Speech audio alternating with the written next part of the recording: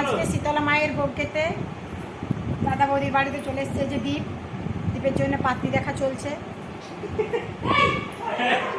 বাঁকুড়ায় দ্বীপের বিয়ে, ওই জন্য মিষ্টুর উপনয়নে যাবে, ওখানে পাত্রী ঠিক করবো। এইটা আমার চ্যাংড়াটা। ওইটা বলনি যে কি বললো মেয়ে কার? হ্যাঁ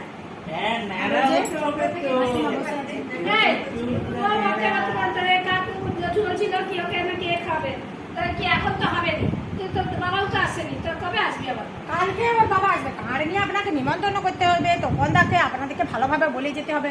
আপনারা না আজকে মাংস আনলে কি আজকে আসেনি তো কালকে আসবে। আমি বললাম ঠিক নাই, আরে ঠিক আছে মাংস আদা রসুন করবো, 3-4 জন হয়ে যাবো, তখন হবে না। সে কাজের মেয়েকে দিয়েছে আদা রসুনকে করে রেখে, কি আছে পেস্ট করে রেখে দেবে, কাল তো আসছি। না সেটাই করছে, বলতেছি সেটাই কালকে আসবো।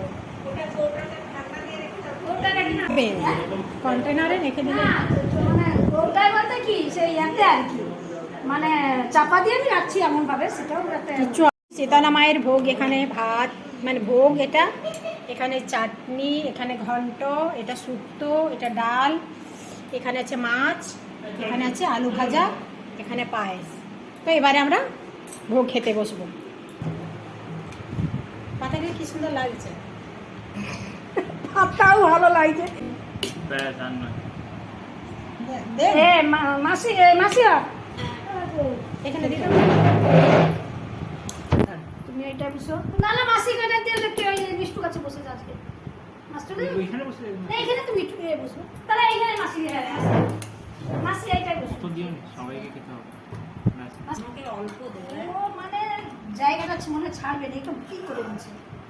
হ্যাঁ ডাক্তার দুটোরই আছে, তাহলে ওর ভুল হয়ে গেলে তার মানে আমাকে ছাড়তে হবে। এইটা মানে এখানে তার মানে আরেকটা আসবে, আমাকে তার মানে তো আপনি টেবিলের উপরে থাকবেন। হ্যাঁ টেবিলের উপরটা কেন মন করছ, ঠাকুরের ভোগ তো। কি দেব আর একটু দাও, কতটা না এটা দিই বাস নাকি বল মিষ্টি। হ্যাঁ হ্যাঁ একটু আলু ভাজা, ডালটা দিন।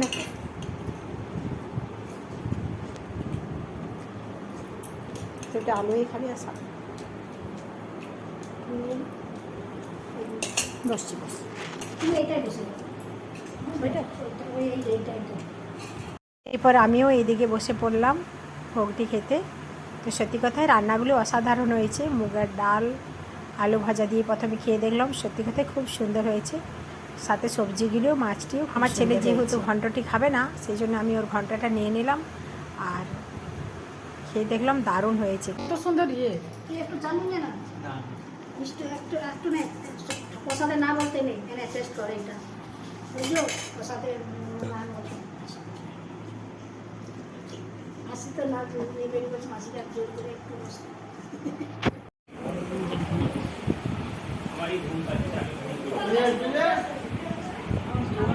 মিষ্টু এই দিন মিষ্টুকে নিয়ে যাও, শুতে হয় না বসে থাকবে দাদা, বালিশটা নিয়ে শুবি যা।